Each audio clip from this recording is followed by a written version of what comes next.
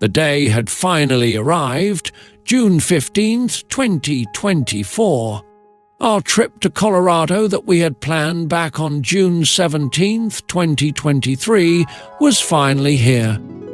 I clearly remember sitting around our patio table after the Scottish festival, talking about our backpacking trips from 1977 and 1978.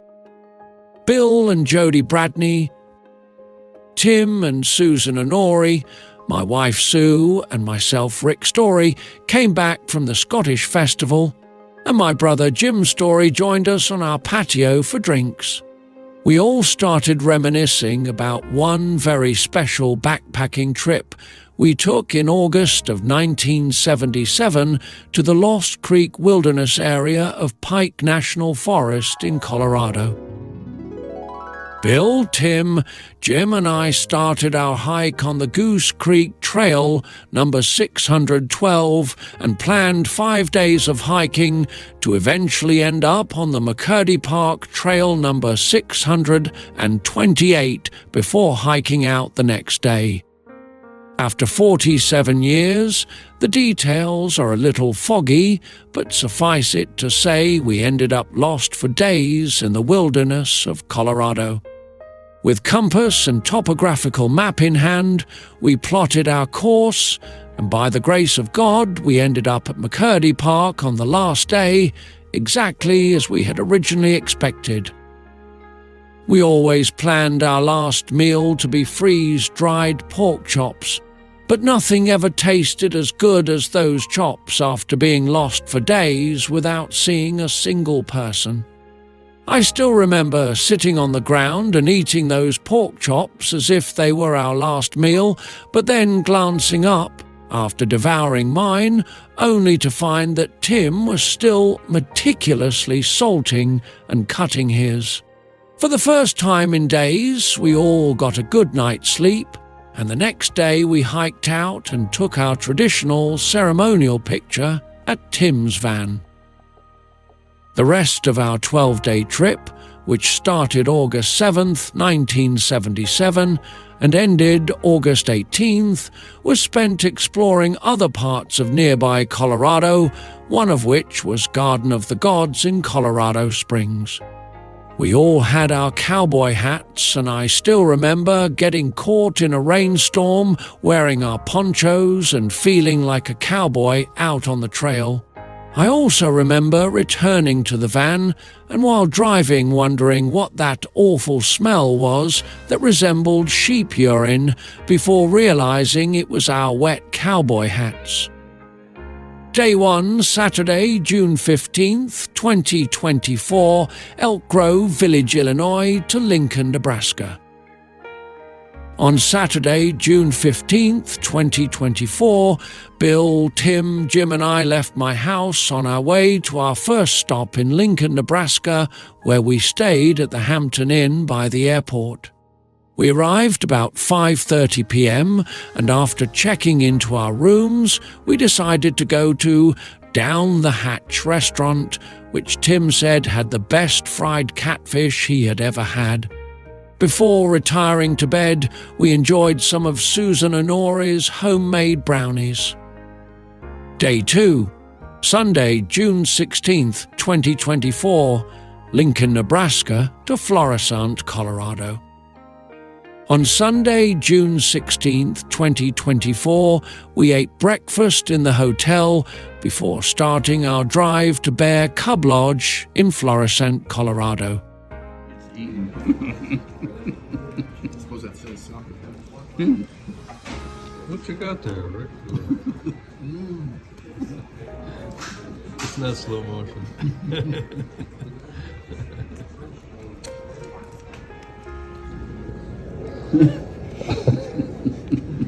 People. He's got held high.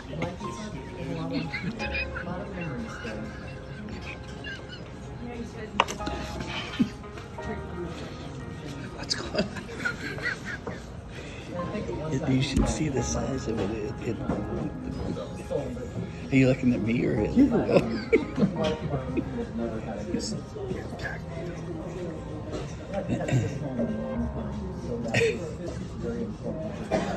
The spoon is just stuck.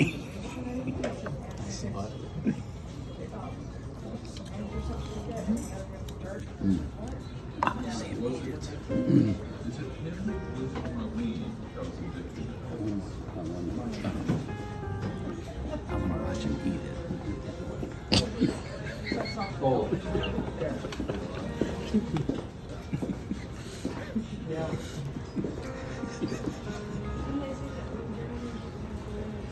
That's him right there. His back is doing this. I can't see it. Oh my gosh.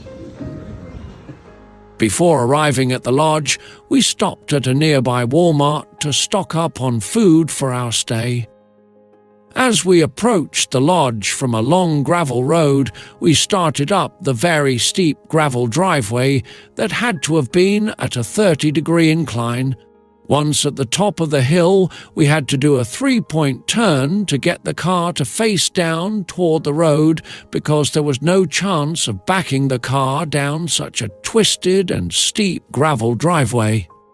Once we parked the car in front of the lodge, we brought in the groceries before investigating our first home away from home. The main level consisted of 1 bedroom, 1 bathroom, a laundry room with washer and dryer, and garage access. The garage was turned into a game room complete with ping pong, foosball, bags game, and a dartboard. On the second floor were 2 large bedrooms, one of which was the master bedroom complete with a large master bathroom. There was also a large kitchen complete with stove, microwave and dishwasher. Off the living room was access to a wraparound deck with 2 hummingbird feeders, 6 Adirondack chairs, and an outdoor patio table with 4 patio chairs. The deck also had a hot tub with a sliding glass door access to the master bedroom. Tim chose the master bedroom upstairs, and Bill chose the other upstairs bedroom. Jim chose the downstairs bedroom, and I took the living room pull-out couch. The lodge was full of interesting artifacts, including a mounted bear cub in the living room, a mounted deer head over the stairs, an antler light fixture, and many more interesting items located in every room of the lodge. There was a back door off the kitchen that led to a small porch. Off the porch was a fire pit with a couple of benches and a rocky outcropping as a backdrop. So this is the cabin, the first cabin. And here's some of the guys.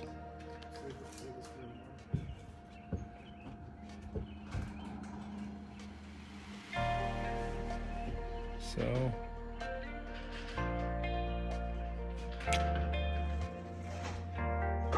say hi. Hi. Oh, that's a nice view of the rocks right there. Oh, Should we turn around and look at that? Look at that. That's nice. That's the backyard there. And there's Rick. I'm here. And there's Bill and Tim. Sunset right over the rocks. And we just got here a little bit ago and we're getting dinner going. So we will talk to you later. It's a Bigfoot. Oh no, it's just Rick. This is out the back door. There's Rick shooting a picture of our backyard. We gotta go climb up there. We're gonna take a video. Climb too. up to the top. This is our back door. Yeah, that's our backyard. Backyard, and that's our rocks that we're gonna video climb. too. To the top. This is our back door. Yeah, that's our backyard. Backyard, and that's our rocks that we're gonna climb. And Jim's right here filming. And then this is our door to go in. Here's our kitchen from our back door. This is our kitchen. Bill is cutting up 3 chickens for dinner. And Tim is assisting. Look at that. Look at that chicken. That looks delicious. Video of this. Wow.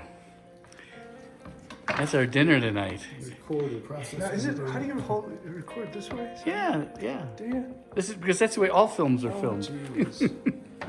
I thought it was supposed to be the other one. No, people do that, but I don't like to do that. So all my videos. And then this is our little dining room. Now we come to the living room. Look at that. Beautiful. And look at the picture window. And then you go out here. There's a door here to the outside. And then there's windows over there. Let's go outside here. There's a beautiful set of Adirondack chairs there to sit on. But if you come around this way, you go back out to the backyard. So we're gonna go this way, the other way around there. Oh, let's take a look outside and show you the driveway. This driveway is incredibly steep. I have to try to take my car, which is there, and back it up into this little spot down there so that I could turn around. So we're gonna have some fun. Little hummingbird feeder there. We'll take a look around the deck here. Here's the deck. Coming around the bend. A couple more Adirondack chairs to sit on. Keep walking, keep walking. There's a nice little outdoor dining room set to eat outside. Keep walking. Show you the view from the top of the deck. We're at 8,800 feet right now. And then there's the hot tub. And then there's a sliding glass door here, a patio door. And that goes into the bedroom, one of the bedrooms. We'll take you around a tour for the inside too. I'll do that all in one shot here so we can see everything. There's Jim filming. That's a Rick story. There's a Rick story. Trash can. All right, so let's go back in the house. So now we come back in, and this is the living room with the TV. There's the dining room and kitchen. Now let's come over here and look at the rooms. So they have a bedroom right here. This is the bedroom we just looked at that had the patio door to the hot tub. And then this is the bathroom for this bedroom. This has its own little bathroom. Very nice bathroom. It's got a tub, it's got a shower, closets, and then the patio door. Jim's out there. And then let's go down the hall here. So we go down the hall and we see another toilet, a bathroom. So we have a sink here. Oh, this is not a different one. This is the same one. It's just it's open to both. I'm an idiot. Okay, glad we found that out. All right, now here's the other bedroom. So this is the other bedroom. And this bedroom has a view of the backyard and the fire pit. It's the backyard with the rocks. All right, now let's go take a quick tour downstairs. So we brought all our stuff in, so it's kind of laying all over the place. All right, let's go downstairs. You can see the fire stove. Let's go downstairs. There's a little gate here. I'll use my left hand so I can hold onto the railing. And we'll walk downstairs. Here we go. Here we go. Here's the main landing where you walk in from the front door. That's the front door. They gave us some raccoon hats. There's a couple of things there. There's something nice there. Anyway, if you come down here, then you walk and you've got the laundry room on the left. Let's see if I turn on the light. So you got the laundry room on the left. It's got a sink and towels. And then in here is the bathroom, the second bathroom on the floor, on this floor. So you got a sink. You got a bear. You got a bathtub, typical bathtub shower. You can see the shower head.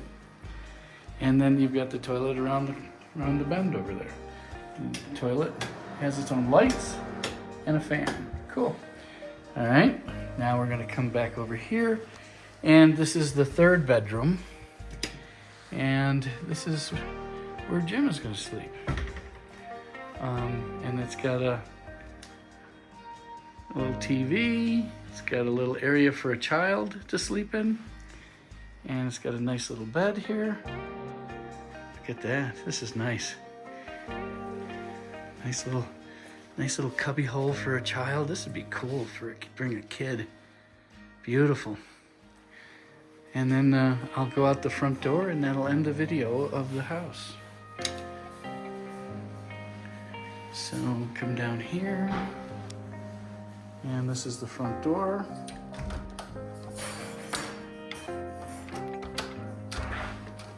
And come outside and you can see there's a little bear here, and the bear says Bear Cub Lodge. And it's a walkway to the back. This is kind of like a little driveway that I'm gonna have to back in to turn around. I mean, we're up here by ourselves. It is nice and quiet. Well, that ends our tour. I hope you enjoyed it. Bear Cub Lodge. This is being recorded. Now, is it? How do you record this way? Yeah. Do you? This is because that's the way all films are Oh, filmed. jeez. I thought it was supposed to be the other way. No, people do that. But I don't want to do that. So all my videos are gonna be all topsy-turvy. And then this is our little dining room. Now we come to the living room. Look at that. Beautiful. And look at the picture below. Tim and Bill are, they used to work at, that night place. What's the name of that place? Medieval time. Medieval Times. They're in the kitchen, cutting up the chicken for everybody.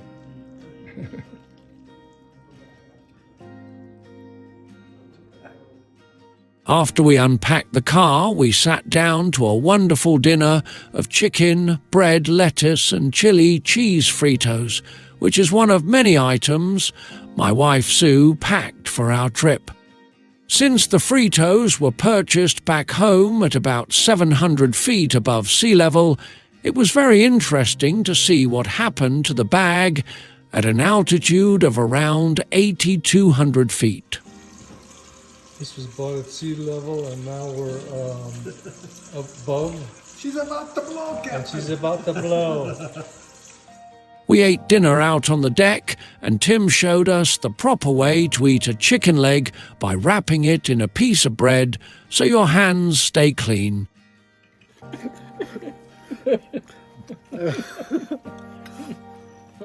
Okay.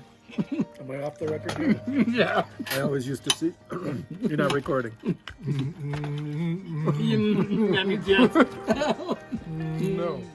After dinner, we sat on our deck watching the sun go down, and then after dark, we sipped on some delicious Shanky's Whip Irish whiskey while Jim played the guitar, which we found hanging on the wall in Bill's bedroom.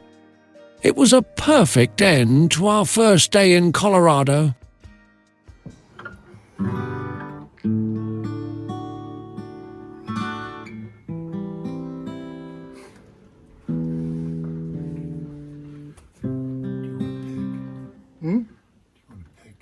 No, I don't.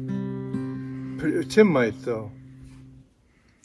Bill. Actually, I brought a slide, a tune. Oh shit! I got a tuner.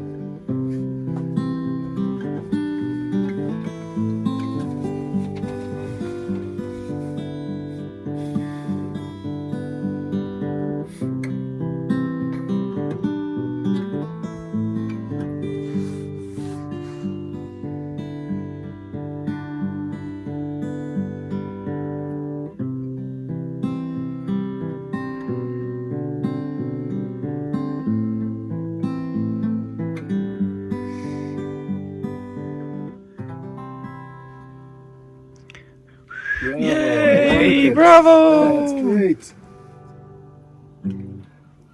Or we could do name that John Denver song. Yeah, okay. I'm up for that. Drop D. Let's see. That thing is in my eyes.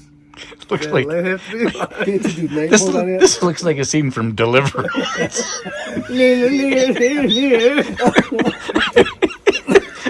Can you squeal like a pig? There's whiskey on the table. Jeez. It's really hard to do that with that light on. I know, but I can't do it without it. Maybe you could just not do it, I couldn't. so I could see what I was doing. Oh, I you can't big even tell where baby. I'm at You here. big baby. Come on, you made it through one song. You can do another one.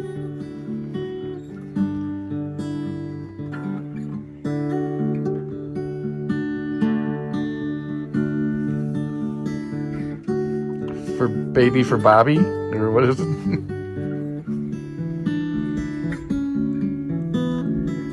Not sure.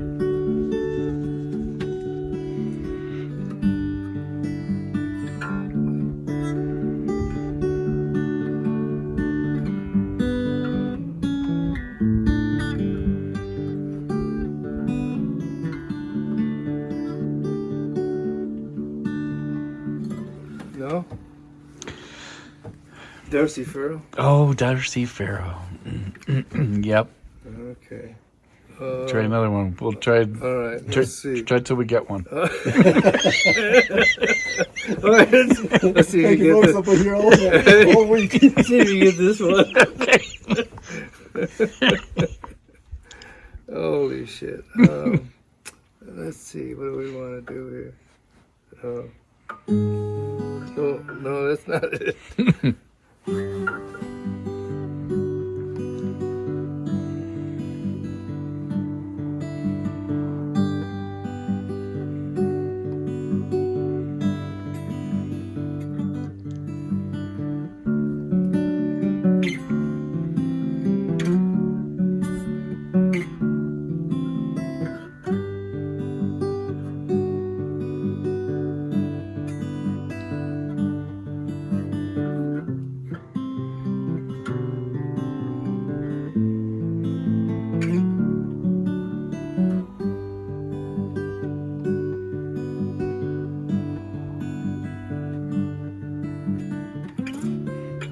Let's see, I can't do it that late.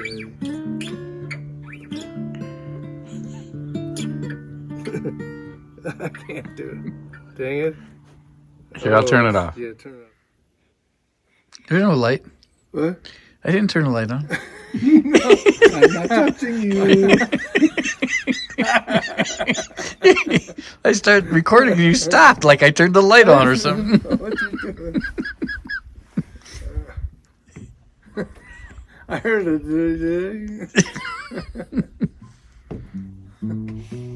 We were just having fun plucking.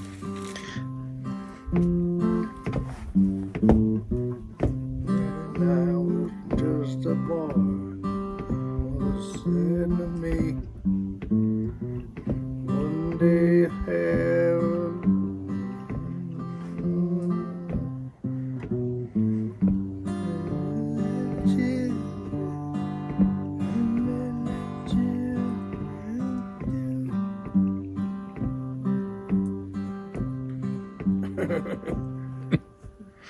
Excellent. Loved it. Applause, applause. I think we were moving you. You just got married. Moving you. Were we just moving into your apartment? Or were we moving you into your house? I don't remember. But we were moving some stuff for Jim as well, including a piano. Mm. And Chuck was up to drive the truck. And we strapped that piano in, and you and Jim rode in the back of the U-Haul. Because I was riding the truck with Chuck. And all of a sudden, he looked over at me and he said, he's playing that damn piano. In the back of the In the back of you were sitting in a chair.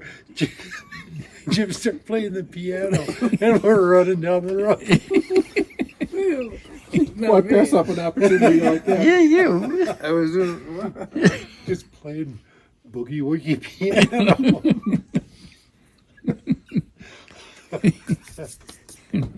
I thought of that the other day.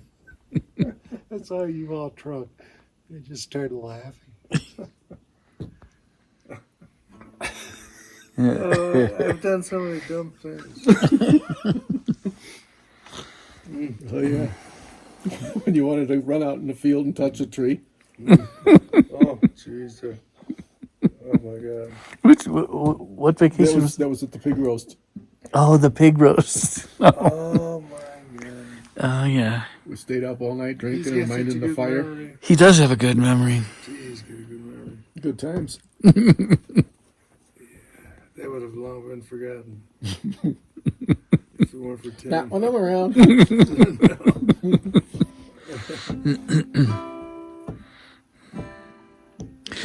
Did you bring your guitar when we went in 77 to Colorado? No, Jim did. You backpacked your guitar. He carried it. And You Doris carried backpacked. it straight Yeah. away. You carried it. Okay. Yeah. You must have played it also. Yeah, maybe. Of course. I thought I had a picture of you playing the Oh, guitar. Well, I used to do it at Governor Dodge.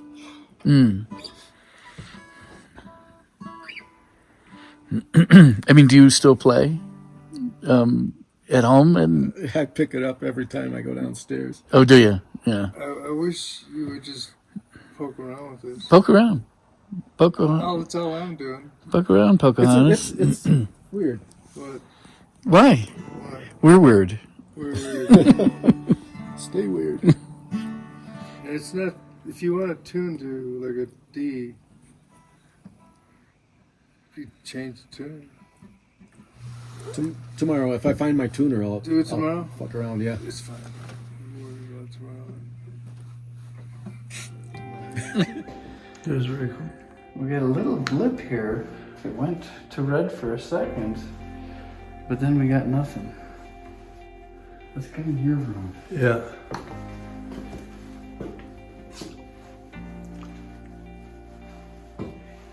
Let's check out the bed. Oh, you got a moose. A moose on your bed. That window is creepy. Yeah, I would close those blinds if I were. Get that meter over by there. Yeah, is there anything in that closet? No, there's nothing under there. No entities? Now let's check the window.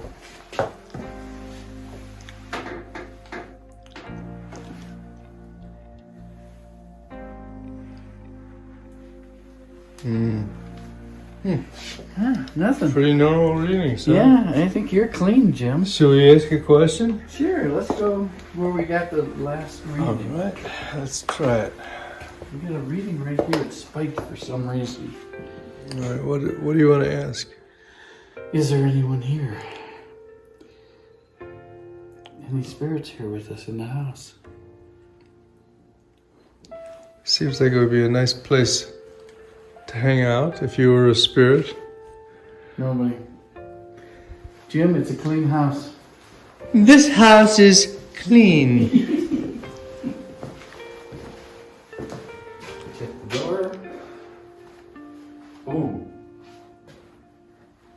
Right here. What?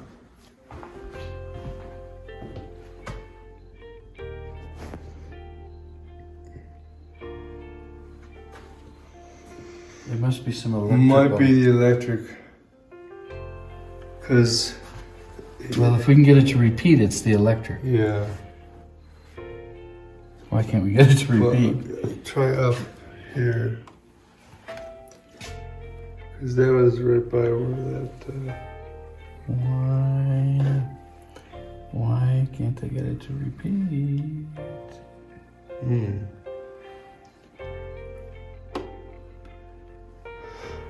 Or maybe it's just very shy. That was weird. Mm-hmm.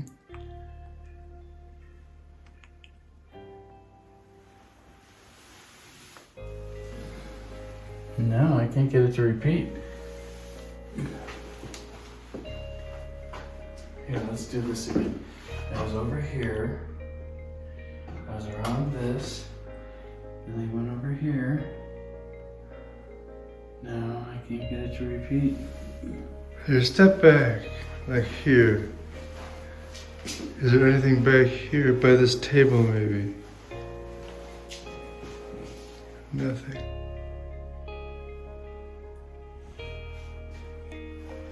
No, I think it was some kind of anomaly. I don't know.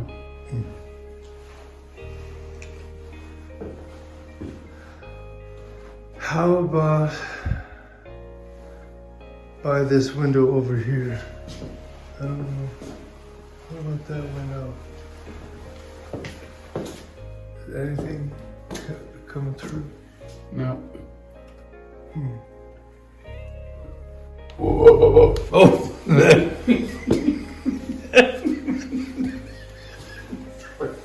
Sorry.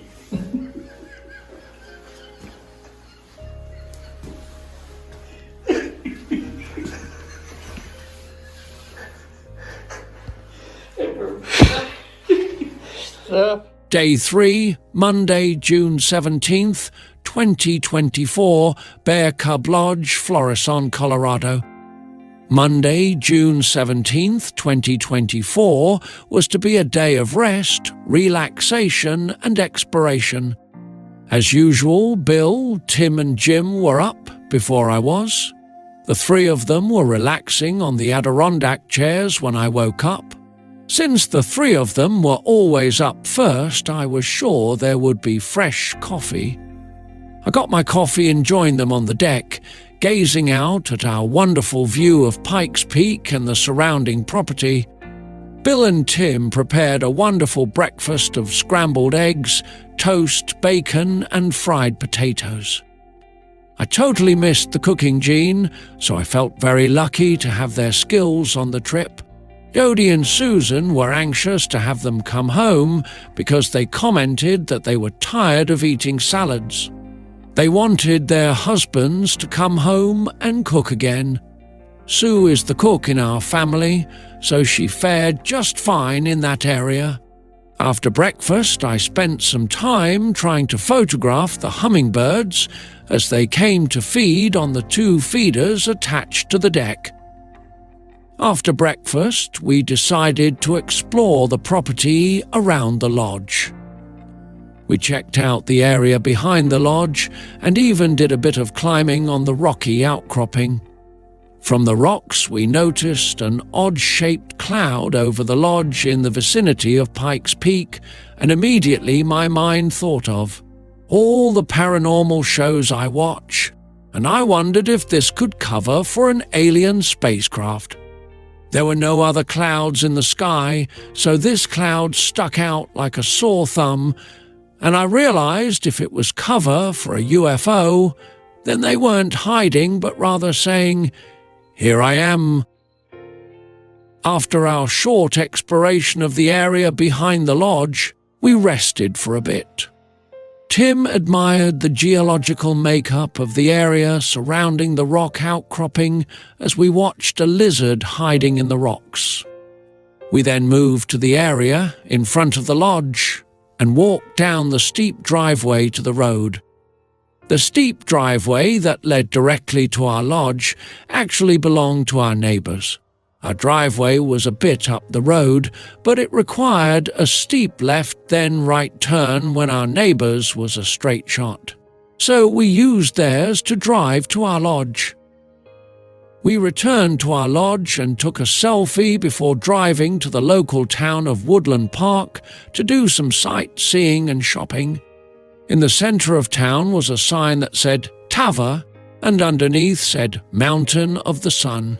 The sign was directly in front of Pikes Peak, and at the time I did not understand what it was all about. When I got home and looked it up, I discovered that this sign overlooking Pikes Peak was installed in downtown Woodland Park in the late 1990s as part of the American Discovery Trail Art Project, a local movement to rename Pikes Peak as Tava Mountain is afoot. The original inhabitants of the area were the Colorado Mountain Ute people who've inhabited the Front Range region since time immemorial. They saw that, due to its height, the peak was the first to be illuminated by the dawn.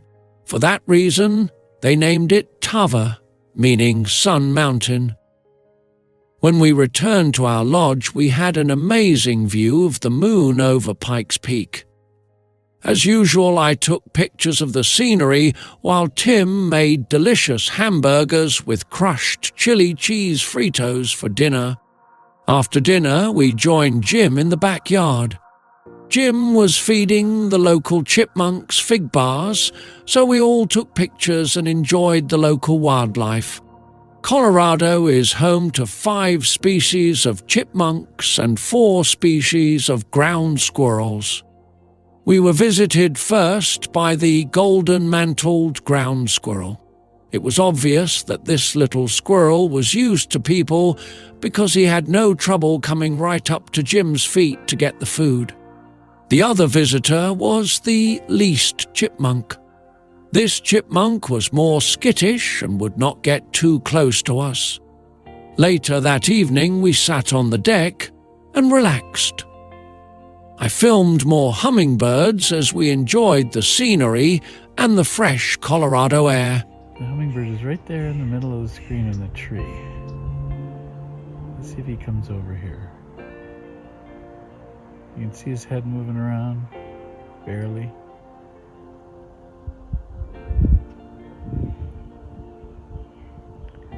I want him to come over here to the feeder. See how far away he is? Come on. You can do it.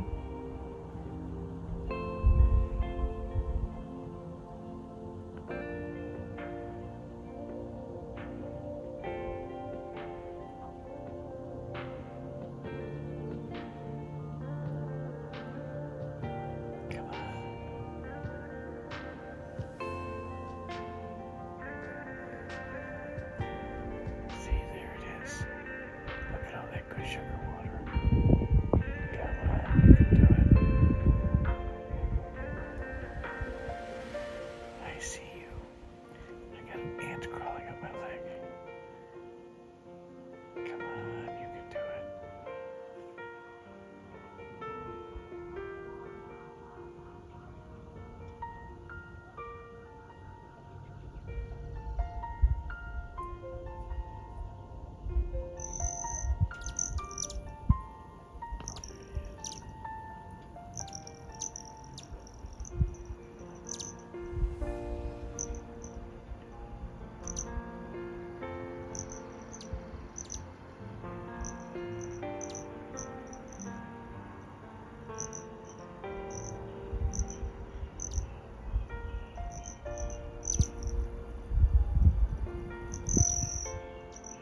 That was it. We did it. We got a video.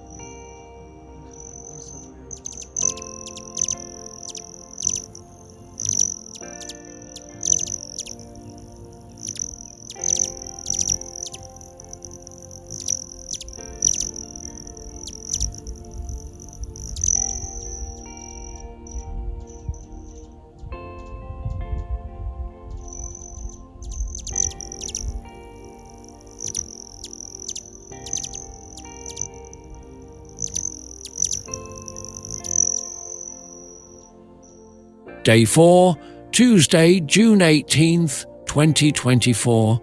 Florissant, Colorado to Colorado Springs, Colorado.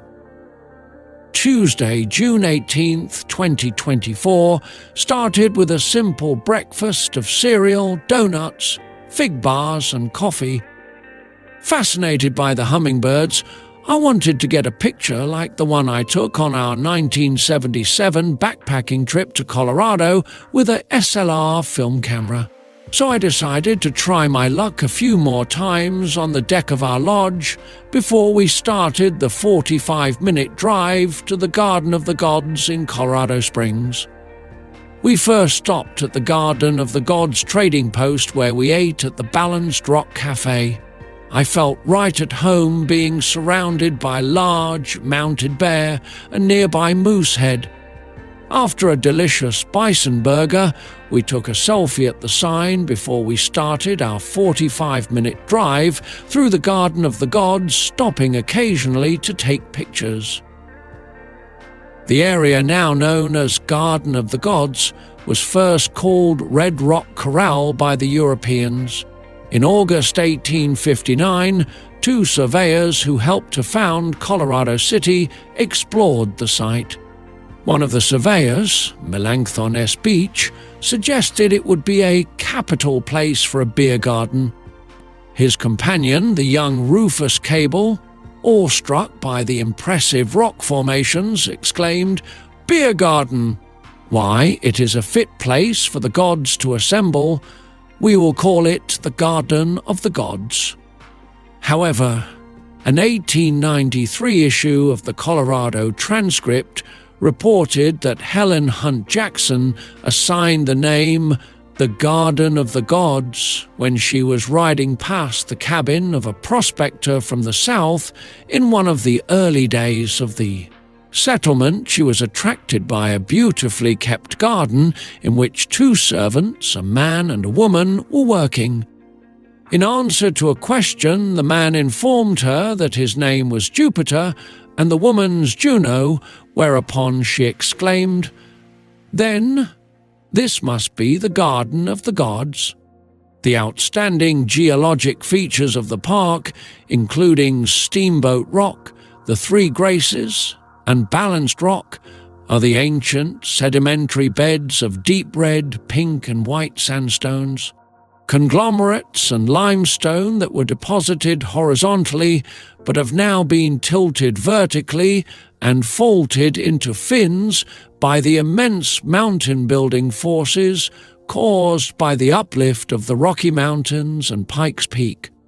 The following Pleistocene ice age resulted in erosion and glaciation of the rock, creating the present rock formations.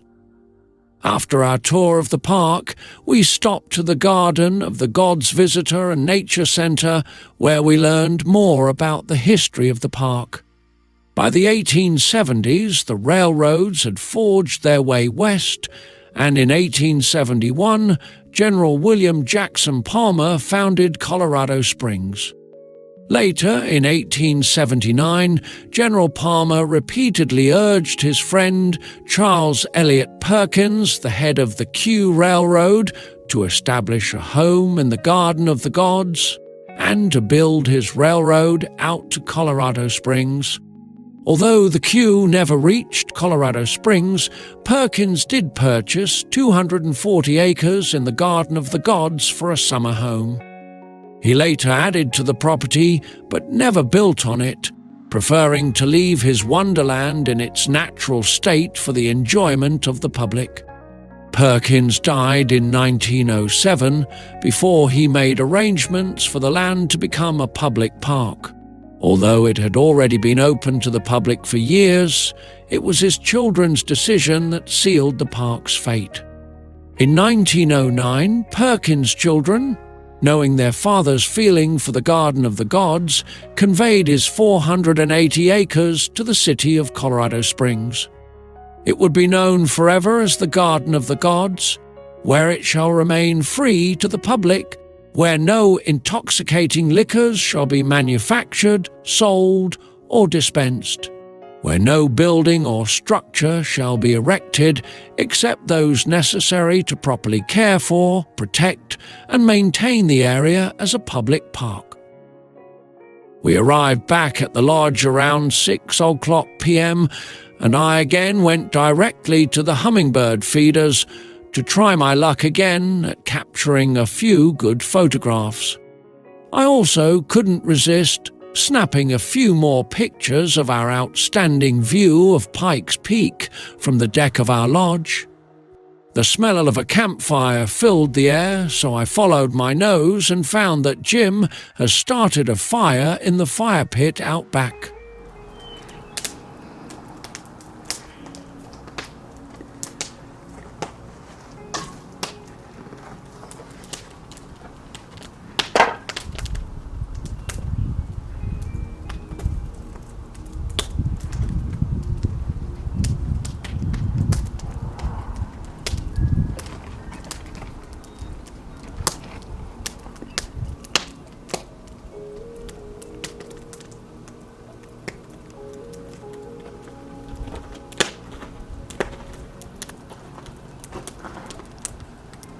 You know, you go around here, you can kind of see up over there. Have you tried that? Go up around the right side? Yeah. It's pretty sick. Let me look.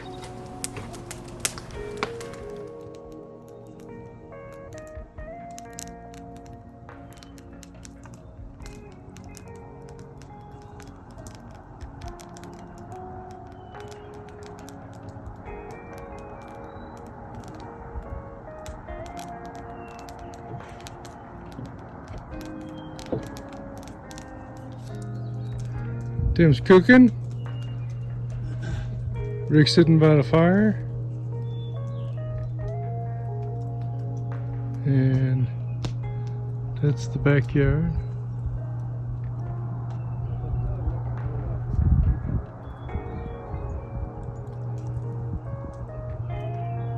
Left her. Oh.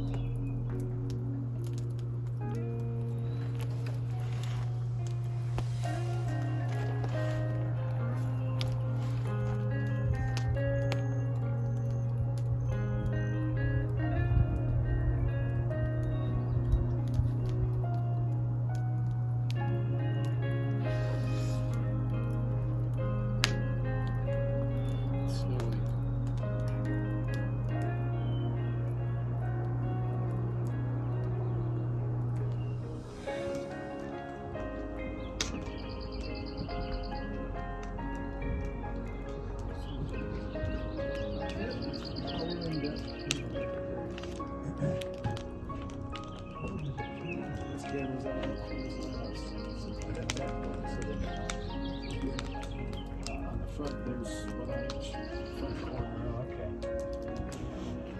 But none in the house. Say hello, gentlemen. Hello, gentlemen.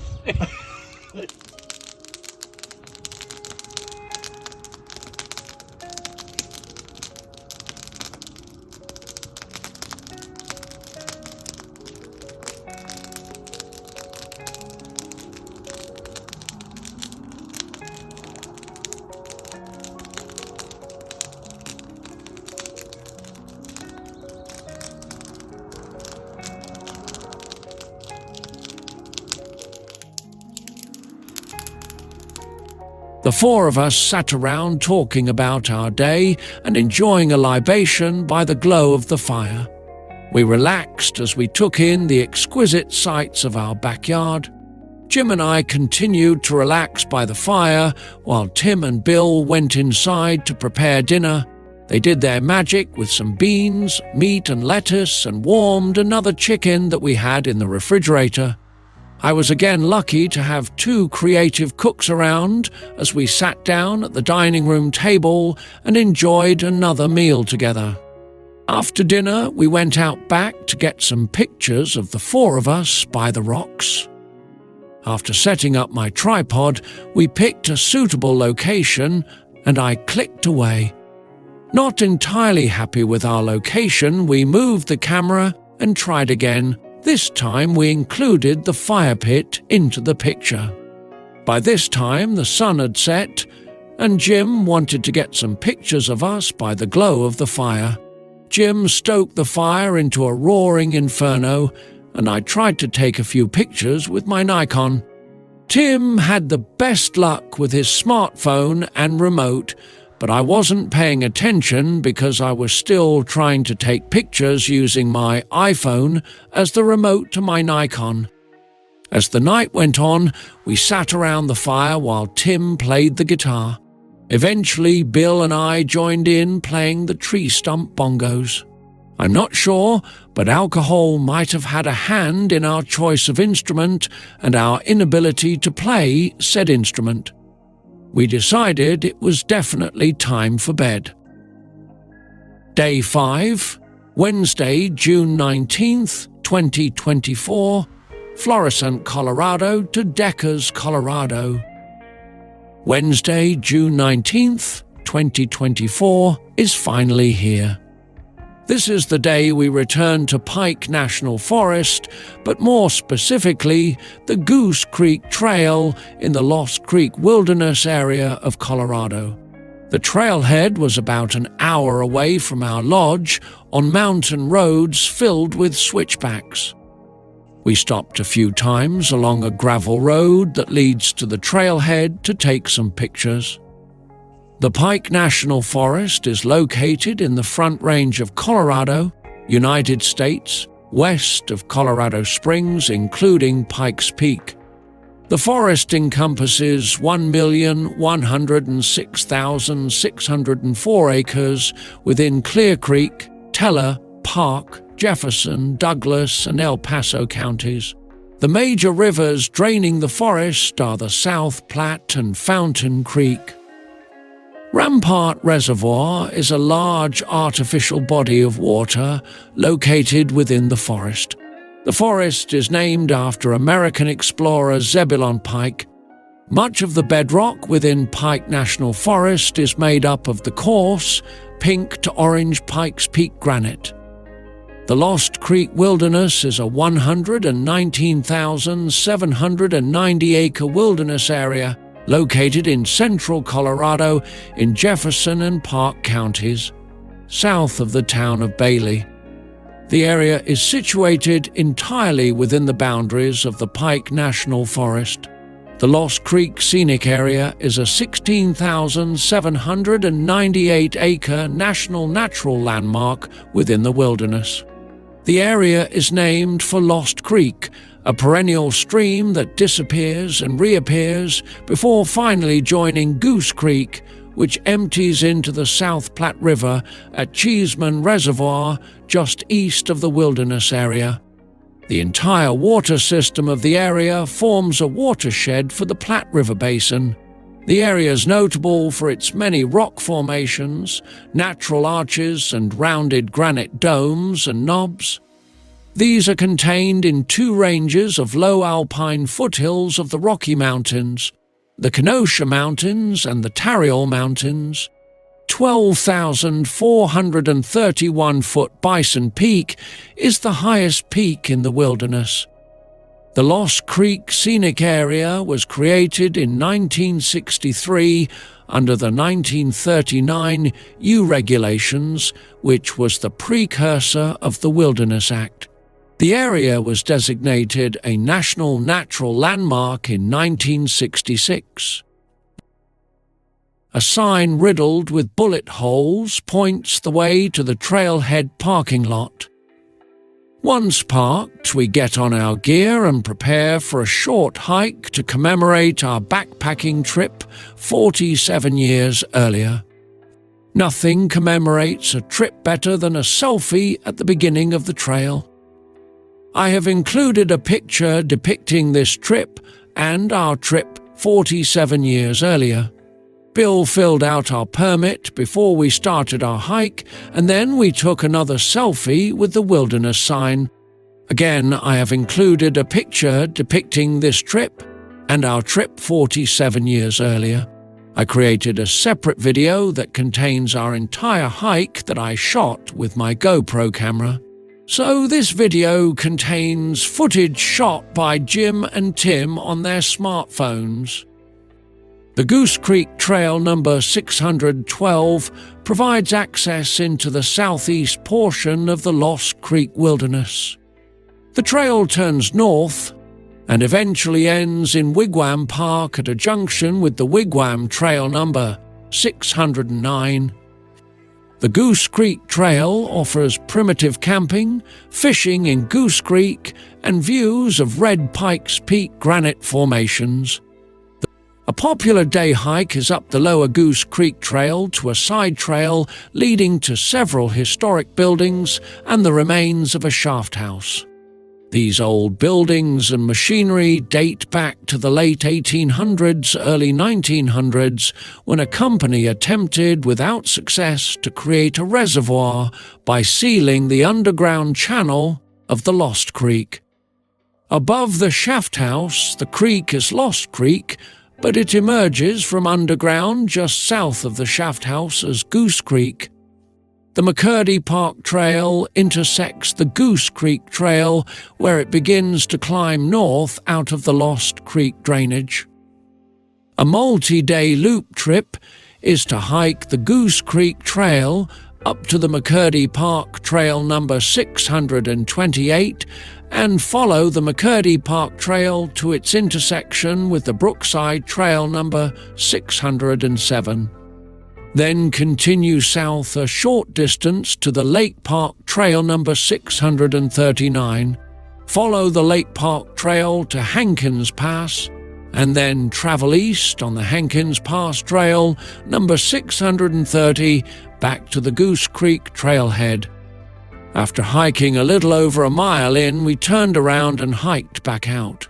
We had accomplished what we came for, and we felt good about what we had done. Once back at the parking lot, we loaded our gear in the car and started the drive back to our lodge. Along the way, we found a nice unoccupied campsite to stop and eat our lunch. We had packed sandwiches before we left in anticipation of stopping after the trail. The campsite was very isolated, and I was very pleased because I needed to find a nice tree to visit. Luckily, we had bought extra toilet paper at Walmart, and we had left it in the back of the car. Now, I truly felt like I had recreated our trip from 47 years earlier. It was a little more difficult than I remembered, but it was much like riding a bike. You don't forget how, but the execution is a bit more difficult.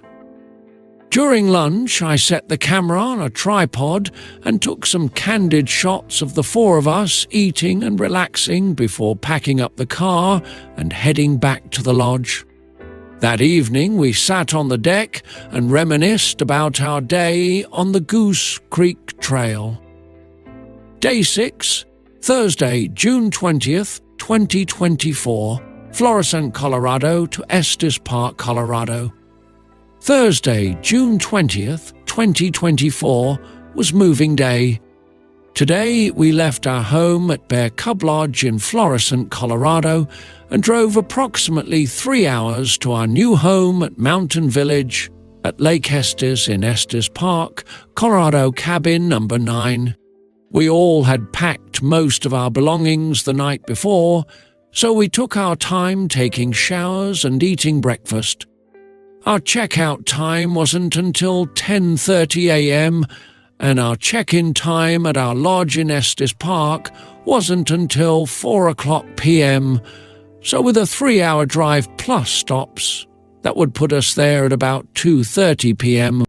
As a result, there was no reason to rush out the door. We packed the car and relaxed on the deck one last time before leaving a truly exquisite cabin in the woods. The total cost of this cabin for 4 nights was $1,414.63. That came to approximately $88.42 per person per night. Our drive was uneventful, except for one of our stops at the El Dorado Corner Market in Boulder, Colorado, where the Ghostbusters had stopped to obviously capture a ghost. Although we did not get to see the Ghostbusters themselves, I did get to take a few pictures of their car before we moved on. We arrived in Estes Park around 2:30 p.m. and decided to grab lunch at Cousin Pat's Pub and Grill. We knew we couldn't check into our new lodge until 4 o'clock p.m., so we were in no hurry. After lunch, we stopped at the local Safeway to get more groceries. After Safeway, we drove to Mountain Village and found our cabin. We checked the door to see if it was available early, and when it did not open, we walked around by the lake until we found a great place on the property called Ember to sit and have a drink. The Ember had a great view of Lake Estes, so we had a libation while we waited for our cabin to become available. At 4 o'clock p.m. we walked to our cabin number 9 and entered the door code, excited to start the second half of our Colorado adventure. The cabin had a fantastic view of Lake Estes. There were only 2 bedrooms this time, but there were 2.5 bathrooms. Once inside the front door, there was a small hall with a half bathroom, and then it opened into a large living room, complete with gas fireplace. The living room had a large wall of windows that look out over Lake Estes. Adjacent to the living room was a small dining room and table, and next to that was the kitchen, complete with stove, microwave, dishwasher, and refrigerator. Across from the refrigerator was a closet with the washer and dryer. Behind the kitchen was Bill's bedroom and bathroom. The bedroom was large with plenty of light. The bathroom was a good size and very modern. On one side were 2 sinks, and on the other side there was a toilet and large walk-in shower. Back in the living room there was a pull-out couch where Jim slept. Behind the couch was a staircase leading to the second floor. At the top of the stairs was a landing with another pull-out couch where Tim slept. Both Jim and Tim decided to just sleep on the couch instead of opening it up into a bed. Behind the landing was a door to the second bedroom where I slept. It was a large bedroom with access to a small deck. This bedroom also had an attached bathroom with a toilet and trough sink. Next to the sink was another large walk-in shower. Back downstairs, next to the dining room table, was a double-door access to an outdoor deck. On the back half of the deck there was a hot tub, and on the front half of the deck were 2 Adirondack chairs with a bench swing between them. Across from the bench and chairs was another gas fireplace. 4 steps down off the deck toward the lake was a gas grill to the left, and to the right were 4 more Adirondack chairs. All right, here's our parking spot, and this is how you get to our cabin. We're in number 9. That's 7. That's 8. And the next one will be 9. And those are the row of cabins behind us.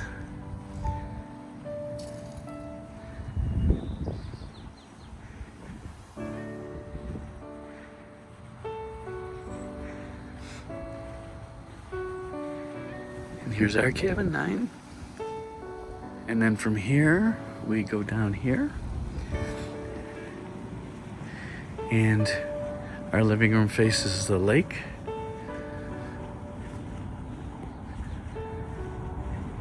So here we are at Estes Park, cabin 9. We'll go in and look at it. First, this is the view from our cabin.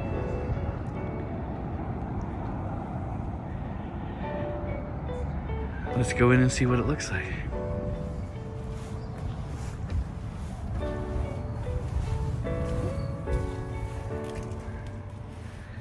The main entrance. We have a bathroom. Come in to the main living area. We have a fireplace and a TV. There's Tim and Jim. There's the upstairs. So down here we have the kitchen, the living area, fireplace, TV. Then we have a table for eating. We have a refrigerator, stove, dishwasher here. We have our 1 bedroom here that has windows looking out to other cabins. Bed. We have dresser, and we have a bathroom. Shower.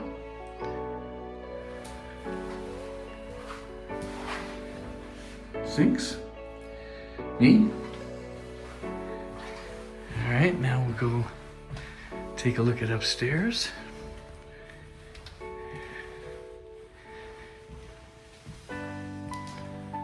Alright. We'll go upstairs.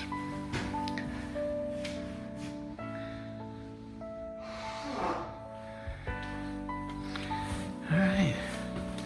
Walk up the stairs, see if I can do this without killing myself. Did you find the grill out there, Tim? Yeah. Excellent.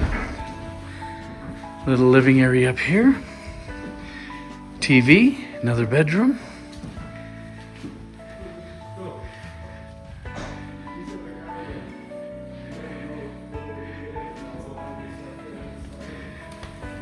Shower. Toilet. And then we have a patio.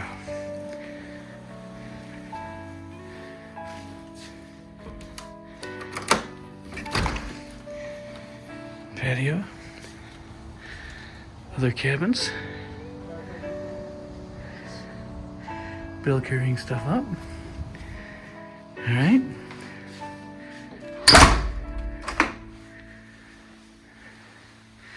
That's our living room from up here. That's the view.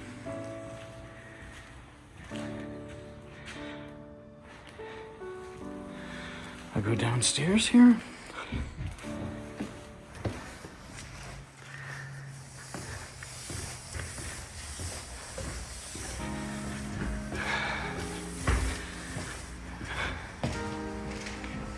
And just I'm doing it a wider angle here so you can see everything a little better.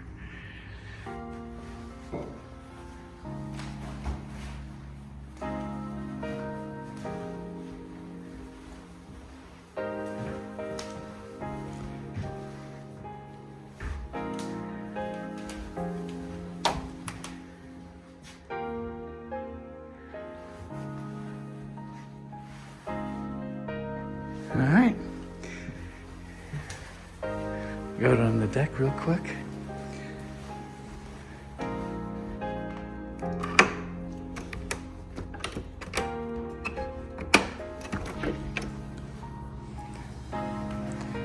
So, that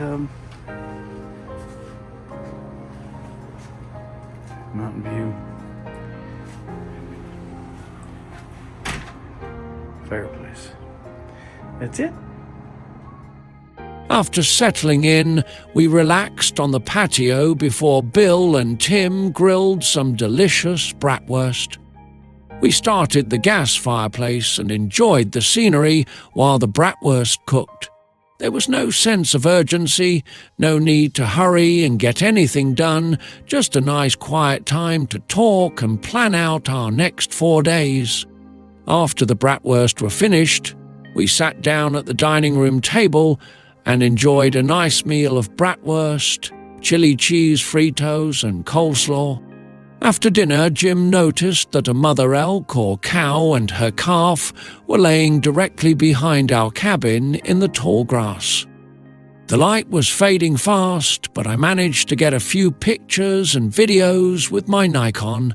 This was a perfect end to a perfect day. The total cost of this cabin for 4 nights was $4,979.38. That came to approximately $311.21 per person per night. We certainly discovered that the cost for a resort-type stay is significantly more expensive than a single cabin in the woods. Elk have become easy to spot in town, with one herd of 30 that call Estes Park home. They can be seen meandering through the streets, munching on greenery and roaming around neighborhoods. They particularly enjoy the far north end of town with its wide open spaces, perfect for grazing. Estes Park has one of Colorado's longest histories as a destination community, which continues today.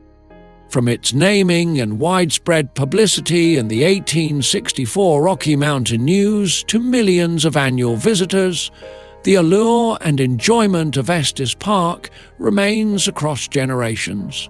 Samson elk, a town mascot of Estes Park, was a 1,000-pound bull elk that was slain by a poacher in November 1995.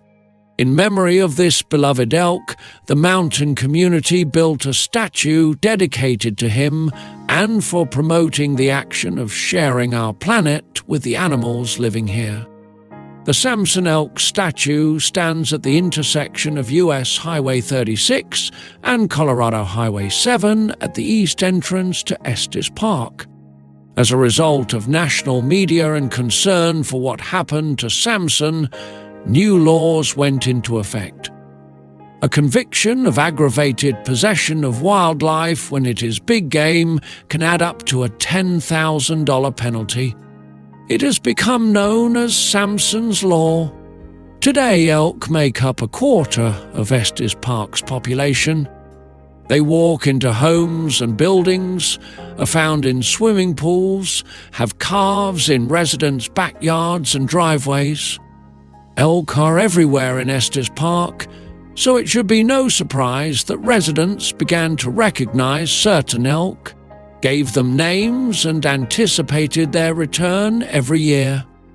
These neighborhood elk are sometimes referred to as the town bums. So when Samson was poached years ago, it sparked people's emotions not only within Estes Park, but nationwide. Poaching laws were quickly given greater attention and elk given more respect. Come see the effects Samson had on the small community of Estes Park. In the 1800s, trappers and miners that passed through Colorado relied on elk as an important food source. By the 1860s, word got to Denver about the abundant wildlife in Estes Park, and many people came to visit and eventually settle in the area. As a result of hunting for subsistence and income, as well as leisure and sport, the elk population vanished in Estes Park by 1880. The idea to reintroduce elk to the Estes Park area was first brought to light in 1909 and then revived again by a group of citizens in 1913. Spearheaded by local Peter Hondius, sufficient funds were raised to purchase 25 young elk from Yellowstone National Park and then 24 elk in March of 1915. These populations thrived. Rocky Mountain National Park was established in September of 1915 and became a protected area from human hunting. With the previous hunting of local wolf and grizzly bear populations, elk's main predators were extinct locally.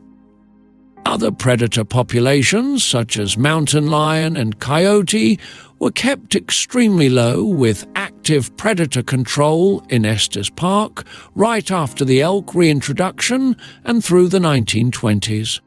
Today, there are about 2,400 elk in the Estes Valley, a number considered high for this area. In case you haven't heard yet, hundreds of elk have descended on Estes Park, Colorado. They're in the parks, on the sidewalks, and crossing the street. Quite the bizarre sight. Perhaps even stranger to most, this invasion happens every single year, always from mid-September to mid-October. Here's a look into the why behind this seemingly odd occurrence. As you may have guessed, there's only one thing that could bring this many elk together in an urban environment: mating season. The main two players are the bulls, or male elk, and the harems, or groups of female elk. Throughout the month, the male elk try to impress the female elk by showing their strength during something called rut, in which bulls spar with each other in a clash of antlers. The male elk will also bugle, which is when they make a high-pitched cry that's very noticeable, sometimes devolving into a series of grunts. Many that see the hundreds of elk in Estes Park wonder, why here? Why not somewhere else in Colorado? What this answer really boils down to is the elk sticking with their traditions regardless of what the humans are doing. According to Kyle Patterson, representative at Rocky Mountain National Park, elk have been coming to what is now Estes Park for years, long before humans started building roads around town.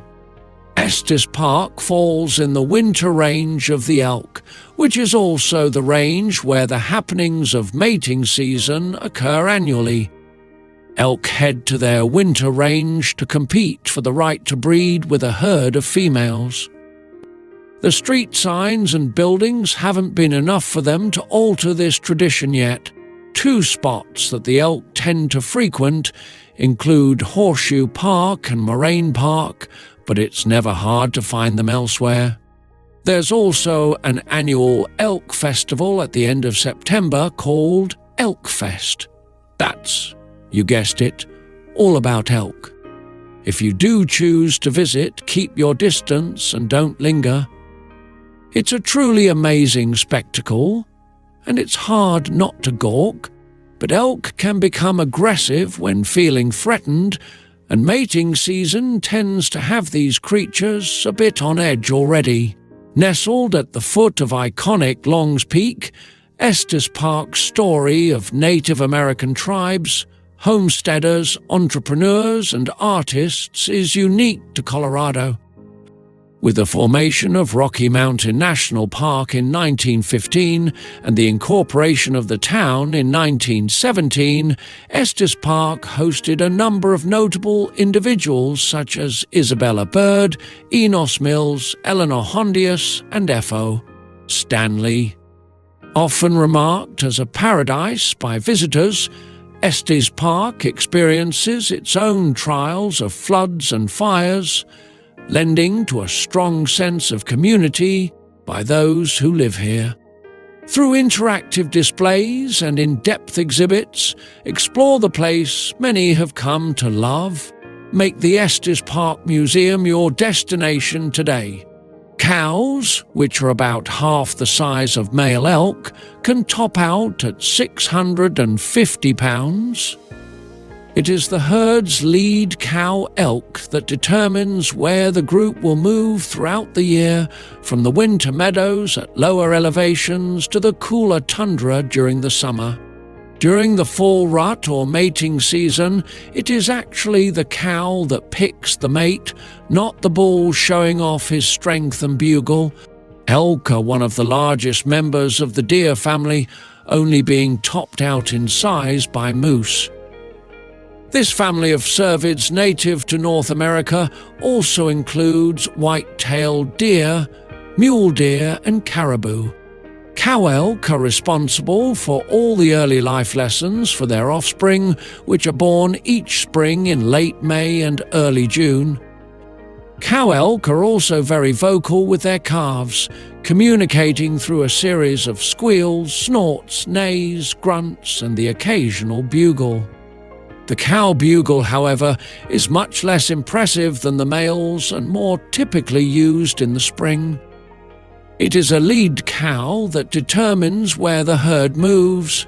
Each herd will have this dominant cow, which is typically an older cow. This includes showing the herd, which includes other cows, calves and spikes or yearling bulls, how to get from winter to summer ranges and back, and the best feeding and bedding locations. Each September and October, thousands of visitors are drawn to Estes Park to watch herds of elk gather in the valley for their mating season, or rut. With this popular activity comes the responsibility for everyone to be safe and respect these majestic animals. During the rut, the male bull elk are irritable, aggressive, and extremely dangerous to onlookers who get too close. The elk calving season takes place in April and May of each year. During this time, female elk or cows become irritable and highly protective of their young calves. Though they may look harmless like the bull elk during the rut, cows are extremely dangerous during calving season. Marked calving areas should be avoided. Caution should be exercised at all times during calving season. Day 7, Friday, June 21st, 2024, Estes Park, Colorado to Rocky Mountain National Park Alpine Visitor Center. Friday, June 21st, 2024, was our first visit to Rocky Mountain National Park. Our day started with an early morning visit from some of Estes Park wildlife. Our first visitor was a cow elk and her 2 calves. This was a different cow than the previous night, but just as uninterested in our presence. I was, of course, the last one up. Jim was already on the deck, wrapped in a blanket, and Tim was standing nearby watching with his morning coffee. The elk grazed for almost an hour on the long grass and nearby shrubs between the cabins. After about 45 minutes, her 2 calves showed up, and the 3 of them meandered down the sidewalk between the cabins completely, ignoring everyone around them. That morning, we were also visited by a cottontail who also didn't seem to care who was nearby. I snapped a few pictures and videos before turning my attention to a flock of Canada geese on Lake Estes. It was almost 8:30 a.m. and all the local wildlife finally moved on. Every day our dispatch center receives numerous calls for police officers to respond to elk issues around town, and most issues are caused by people, commented Estes Park Police Chief Wes Kufeld. He explained that the most common reports to dispatch are people getting too close to the elk and elk jams caused when drivers park their vehicles in the way of traffic to watch the elk. Kuhfeld continued, "Safety should be first on the minds of elk viewers so they can have a great experience. The police department provides the following tips to visitors for safe elk viewing. Elk are wild animals which must be observed from a safe distance to avoid injury or death. If an animal is carefully watching you and appears jumpy when you move, you are too close. Keep pets secured on a leash and do not allow them to bark at, lunge at, or chase wildlife. Never block traffic. Move your vehicle to a safe place completely off the roadway to watch elk. Do not imitate an elk call or bugle when elk are irritable during the rut. This can endanger you and the elk. Elk know no boundaries, but people do. Respect private property when viewing wildlife. The Estes Park Police Department does enforce wildlife laws, including laws against feeding or harassing wildlife or allowing one's pet to harass wildlife. Residents and visitors alike are reminded to always be aware of wildlife and to observe safely from a distance. Elk are one of the largest members of the deer family. Large males, called bulls, can weigh several hundred pounds and stand 5 feet at the shoulder. Females are called cows and are roughly half that size. A dark brown mane, light brown bodies, and white rumps characterize both sexes. They grow a thicker coat of hair each winter, which they shed each spring. Only males have antlers, which grow in the spring and drop each winter. Antlers can grow up to 1 inch a day. They are covered with a protective layer of velvety skin.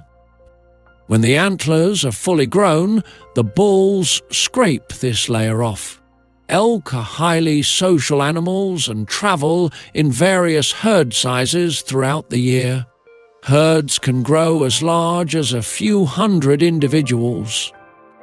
Elk have a large range and move according to seasonal food availability.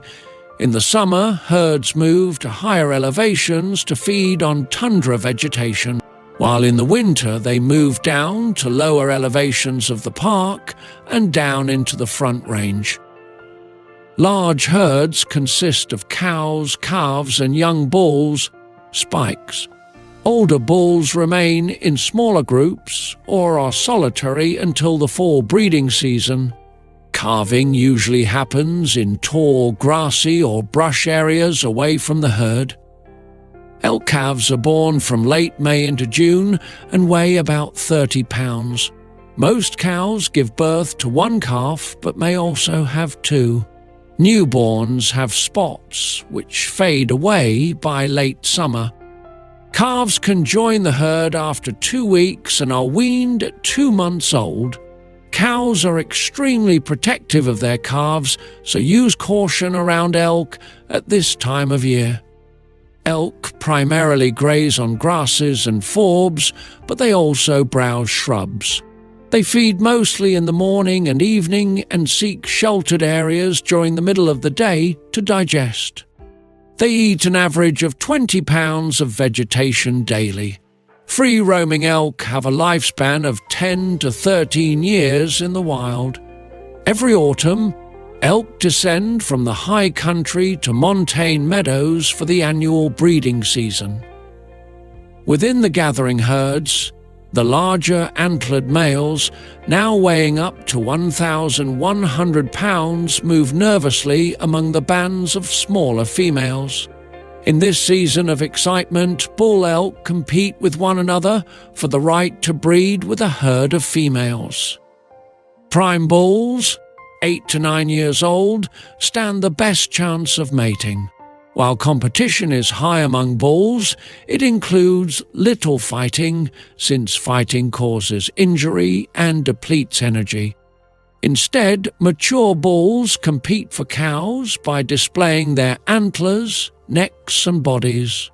They emit strong, musky odors and bugle. With little rest or food during the mating season, bulls enter the winter highly susceptible to the hardships of the coming months.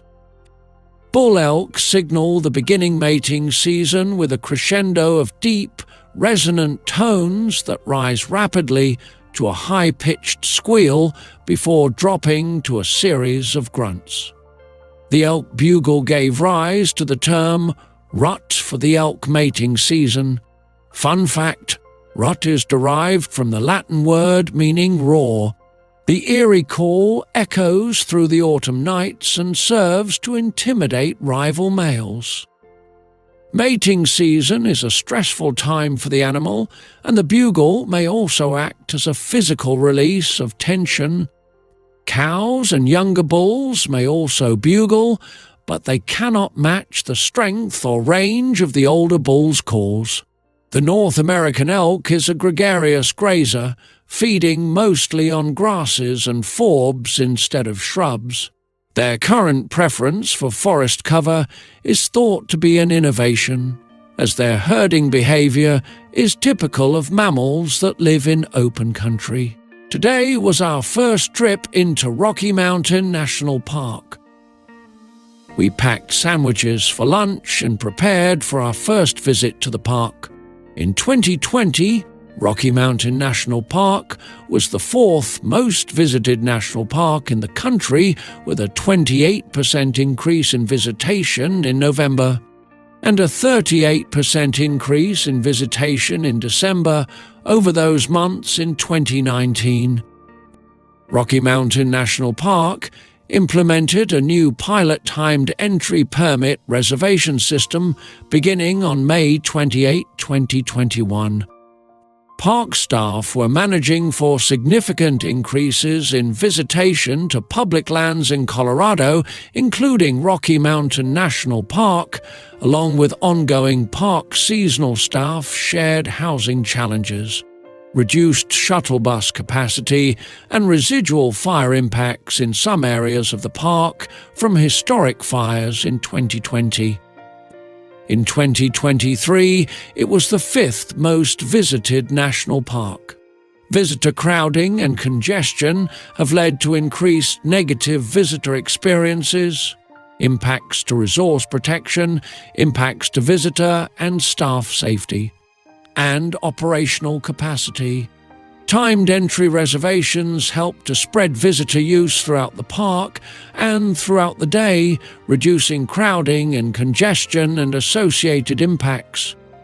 At 8:00 a.m. on May 1st, 2024, Bill, Tim, Jim and I went online to the timed entry reservation website and made our 10:00 a.m. timed entry reservation and paid the $2 processing fee for today, and we made another reservation for Saturday.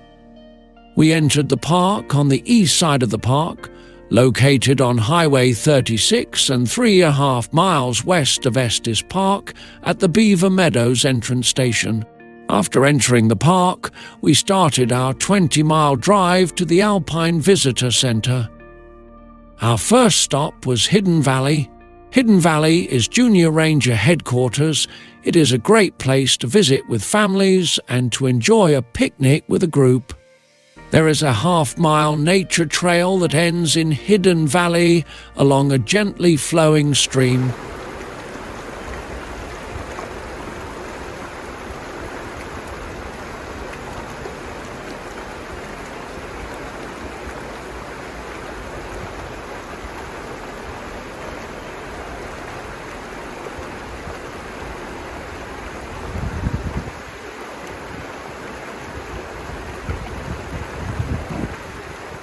We spent some time walking the trail before resuming our drive to the Alpine Visitor Center. Along the way, we stopped at various scenic points to snap a few pictures before resuming our journey to the top.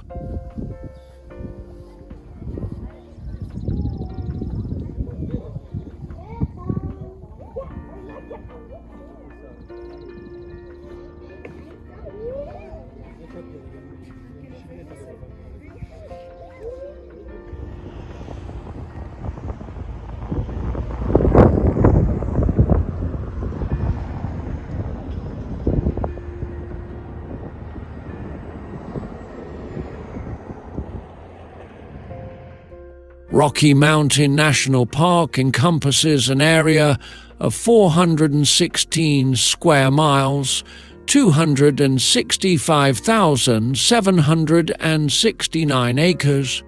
Among its special features are beautiful mountain vistas, 114 named peaks above 10,000 feet, with Long's Peak at 14,259 feet, and thousands of varieties of wild plants and animals.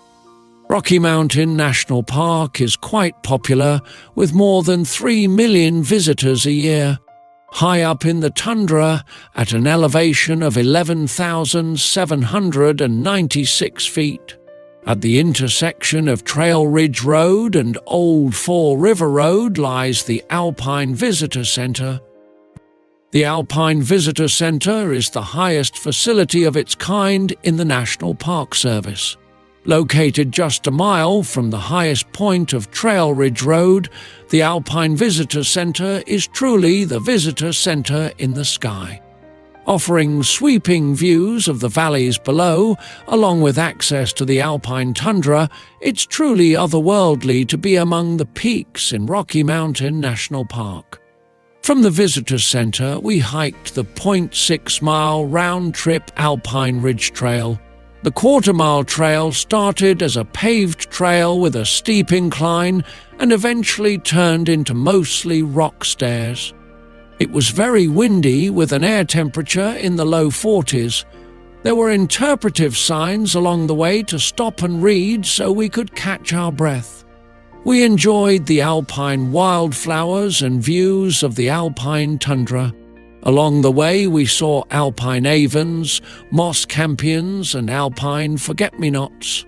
At the top and end of the hill, at an altitude of 12,005 feet, we saw beautiful vistas of the Never Summer Mountains and the plains of Wyoming. Even though the quarter-mile hike to the top was only a 134-foot gain in altitude, it took us 19 minutes to reach the top, which according to the All Trails app is the average time to complete the entire trail to the top, and then again back down. After descending, we were cold and tired and decided to drive back to Hidden Valley and enjoy the sandwiches we prepared for lunch. We spent some time warming up and resting on a couple of picnic tables after lunch. I think a combination of the altitude change, the air temperature, and our age did a number on us, so the rest was very welcome. After leaving the park, we stopped to take a few pictures of the four of us at the Rocky Mountain National Park sign. Another couple was there also, so we did not have to try and take a selfie. Before returning to our lodge, we stopped in the town of Estes Park to do a bit of shopping along a very nice river walk. The town had a lot of construction, but we found parking and spent about 20 minutes walking along the river. After returning home, we had wild game sausage and cheese as an appetizer, while Bill and Tim prepared another wonderful meal of steak and baked potatoes, along with some nice wine, compliments of Jody and Bill. It was truly a delicious meal. Tim left my steak on longer than the rest, so it was perfectly well done. After dinner, we watched the movie Evolution, and not long after it was adios to Bill and Jim. Day 8, Saturday, June 22nd, 2024, Estes Park, Colorado to Rocky Mountain National Park, Bear Lake and Nymph Lake trails. Saturday, June 22nd, 2024, was our second visit to Rocky Mountain National Park. Our day started with a quick breakfast, then a stop into downtown Estes Park to check out a few of the shops. Our timed entry reservation into the park was at 10 o'clock a.m. and we were a little early, so we also stopped into the Beaver Meadows Visitor Center just before the park entrance to kill a few minutes. Our plan today was to hike the Bear Lake and Nymph Lake trails. I recorded our entire hikes on my GoPro camera, and I have uploaded our entire hikes as a separate video to my YouTube channel, so this will be a shorter recounting of our hikes. After entering the park, we proceeded to Bear Lake Road. The turn for Bear Lake Road is located along Trail Ridge Road, approximately 0.2 of a mile from the Beaver Meadows entrance to the park and 1.4 miles from the Beaver Meadows Visitor Center. Bear Lake Road is a paved road that is 9.2 miles long. It climbs in elevation from 8,200 feet above sea level at the junction with Trail Ridge Road to 9,475 feet at the Bear Lake parking area and trailhead. The parking lot at Bear Lake was full, so we parked our car at the park and ride parking area and took a shuttle down to the Bear Lake trailhead. The shuttle takes approximately 20 minutes to reach the trailhead, stopping a few times along the way to let off and take on new passengers. After we arrived at the Bear Lake parking lot, we exited the shuttle and headed to the trailhead. Bear Lake is one of the most popular areas of Rocky Mountain National Park. It is a half-mile round-trip loop with an elevation gain of 20 feet and is considered an easy trail. Surrounded by ponderosa pine and refreshing views of Hallett Peak and the Continental Divide, there is beauty everywhere you look. The Bear Lake Loop is a wheelchair-accessible trail and is great for hikers of all abilities. Interpretive signs along the trail provide learning opportunities. The Bear Lake area is very busy, especially in summer and on fall weekends. Bear Lake is perhaps the most popular hike in Rocky Mountain National Park. A gentle trail leads you around a small mountain lake, giving you several very beautiful views of the surrounding mountains, while also giving you a taste of the lower end of Rocky's subalpine zone. The hike begins just beyond the Bear Lake Ranger Station. As the trail circles around the subalpine lake, it passes through a forest of spruce, fir, lodgepole pine, and aspen. The aspen arrived in this area as a result of a large forest fire that took place in 1900s. Summer picnickers along the Bear Lake shore built a campfire to heat up a pot of coffee. Thinking that the fire was out after dousing it with water, the group left the area. However, a nearby log had ignited and slowly smoldered until strong winds fanned it into a full-fledged forest fire that would sweep through the entire Glacier Gorge area. The big fire, or Bear Lake Fire, burned for 2 months and was so hot that it cracked granite boulders in some places. As you proceed around the lake, you'll likely notice that many of the lodgepole pines in this area are dead or are in the process of dying. This is a result of the mountain pine beetle infestation that's had a profound impact on forests throughout the Rocky Mountain region. Near the beginning of the loop, along the eastern shore of the lake, you'll enjoy a commanding view of Hallett Peak. As you proceed along to the north side of the lake, you'll have a spectacular view of Half Mountain sitting just in front of Long's Peak. After rounding a bend, we were greeted by a theatrical ground squirrel who posed for pictures as he looked for any handouts from the passing hikers. Every new hiker was a new opportunity for a free meal, and he would once again strike a pose. In the early 1900s, a rustic lodge, known as the Bear Lake Lodge, was constructed near the south shore of the lake. After additional cabins were added to the property in subsequent years, the resort was able to accommodate up to 75 guests during its heyday. In 1921, a youth camp was started near the lodge. Known as the Bear Lake Trail School, the camp provided boys with outdoor instruction on subjects such as camping, forestry, botany, birds, geology, orienteering and horsemanship. The lodge was among several that were built inside the park during its early years. After hiking the Bear Lake Trail, we headed to the Nymph Lake Trail. The hike to Nymph Lake also begins from the Bear Lake Trailhead. From Bear Lake, the trail makes a steady climb up to Nymph Lake. Every now and then you'll catch a glimpse of Long's Peak through the trees. Due to the heavy amount of foot traffic this area receives, much of this section of trail has been paved. We found this trail to be extremely crowded. Some spots on the trail were very narrow, so we would move off to the side to let a line of people pass. At just over a half mile from the trailhead, hikers will reach the south end of Nymph Lake. This pleasant lake is ringed by pond lilies, while the shore offers an ideal spot for a family picnic. If you continue up the trail for a short distance, you'll have a nice view of Hallett Peak standing sentinel over the lake. In the summer, after the snow and ice have melted, the yellow pond lily fills the lake and bursts with yellow blooms. In the winter, the lake, being a smaller body of water, less than 1/5 the size of Dream Lake, freezes over, and park rangers will lead snowshoers across its frozen waters. After stopping at Nymph Lake for some pictures, we headed back down the trail. As the day went on, the trail became more crowded.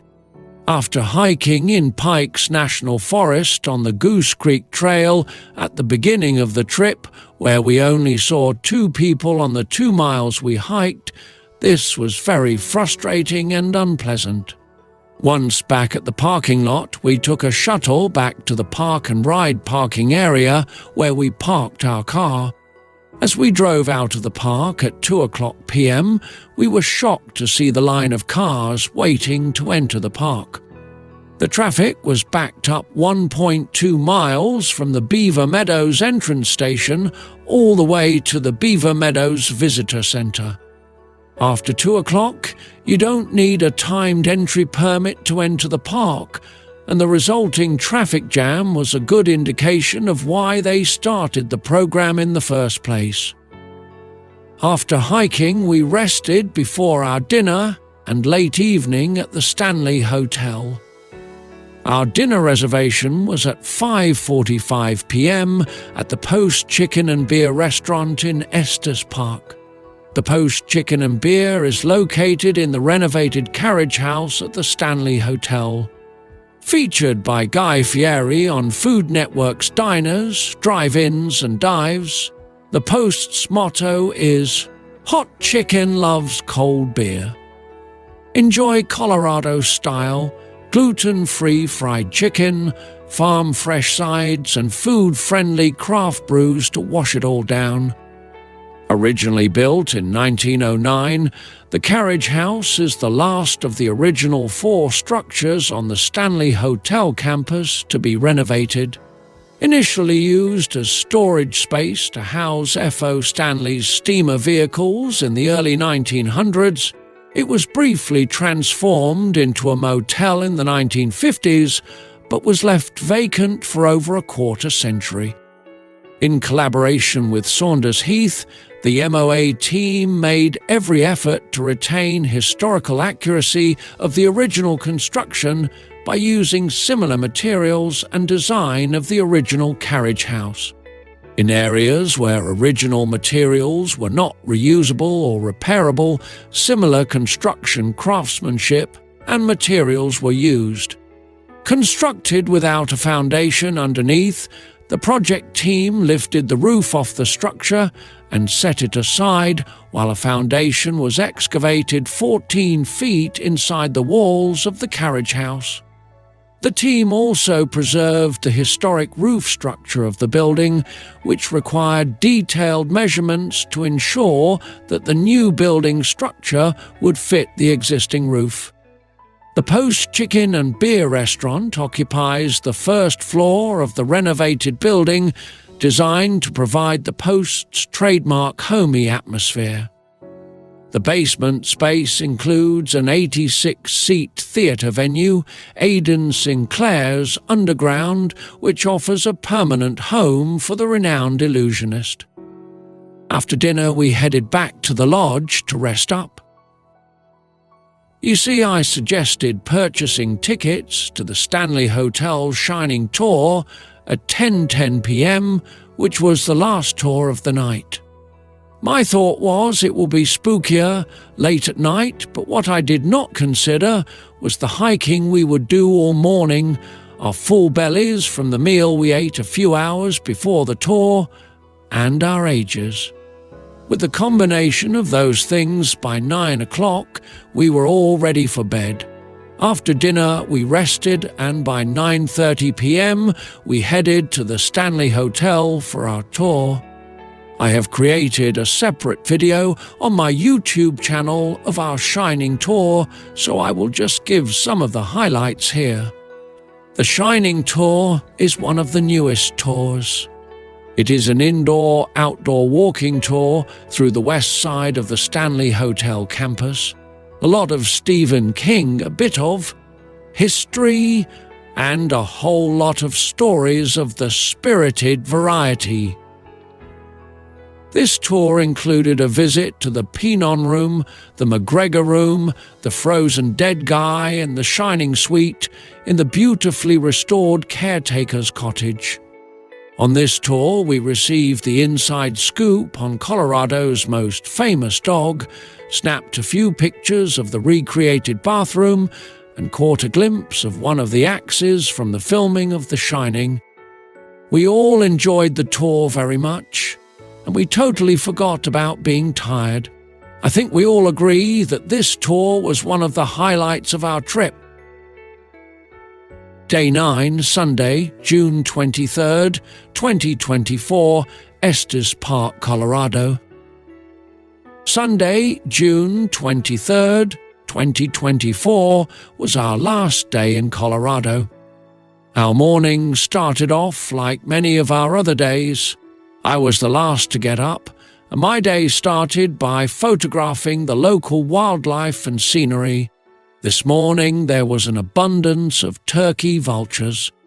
Vultures are large birds of prey that normally have a head or neck that is often devoid of feathers.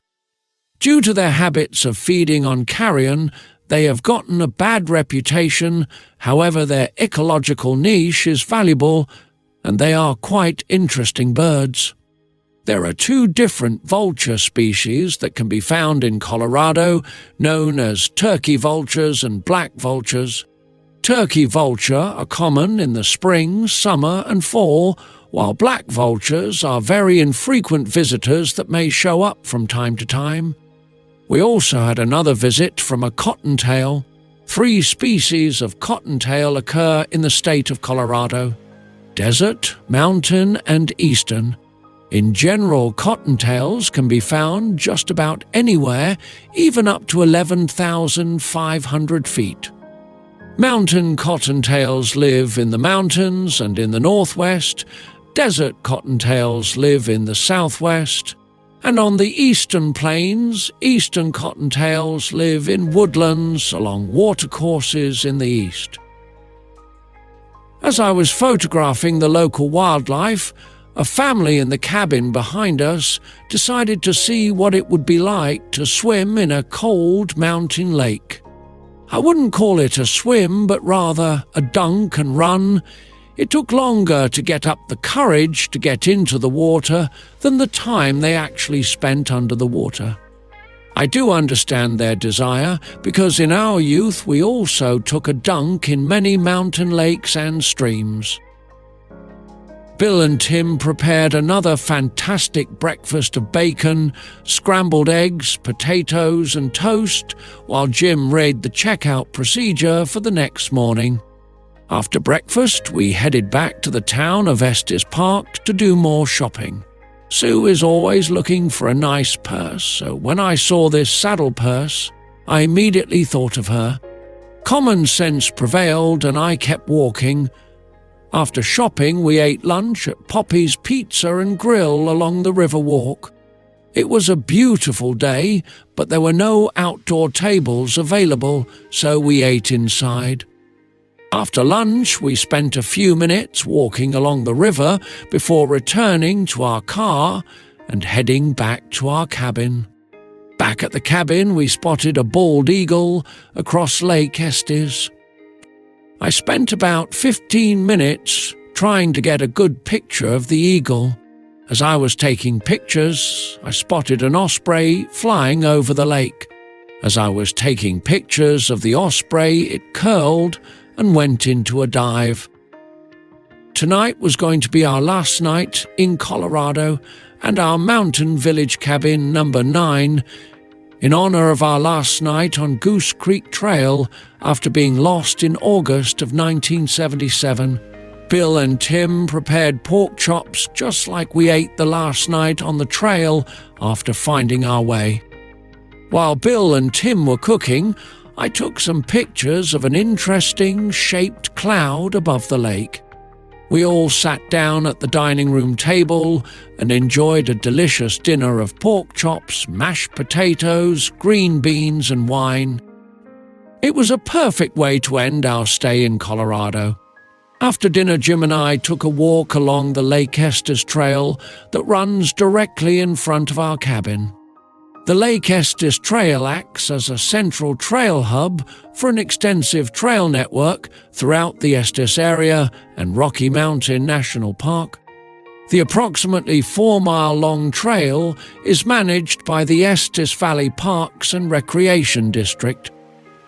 In 1998, the Open Lands Program contributed financially, along with other regional partners, to improve and expand this important trail. Estes Park Trail follows the edge of Lake Estes and the Big Thompson River.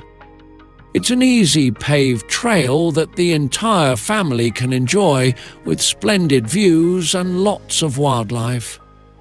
Though there is minimal elevation gain on the Lake Estes Trail, Estes Park itself is at an elevation of 7,522 feet.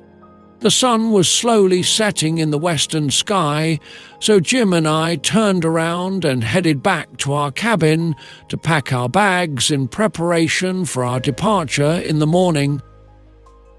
Day 10, Monday, June 24th, 2024, Estes Park, Colorado to Lincoln, Nebraska. On Monday, June 24th, 2024, we finished packing our bags and prepared for the drive to Lincoln, Nebraska. Checkout time was 10 o'clock a.m., so we had a quick breakfast of hard-boiled eggs, cereal and chocolate donuts, and then relaxed one last time on the Adirondack chairs in front of the cabin. We finished our departure checklist and hit the road about 9:30 a.m. We arrived at the Hampton Inn by the airport at around 6 o'clock p.m. and decided to have dinner at the Down the Hatch restaurant again. Tomorrow we would start our journey home, so we went back to the hotel and watched some TV before retiring for the evening. I believe we all were asleep by around 10 o'clock p.m. Day 11, Tuesday, June 25th, 2024, Lincoln, Nebraska to home. Tuesday, June 25th, 2024, we had an omelette, bacon and potatoes for breakfast in the hotel. We left the Hampton Inn about 9:30 a.m. and started our final drive home. After a total of 2,500.9 miles over 11 days, we arrived home at about 5:30 p.m. It hadn't rained since we were in Pikes National Forest, so my car still had the gravel road dust covering the outside as a memento of our experiences. We took one final picture of the four of us as a reminder of what it means to have such wonderful friends and family to experience this journey through life with.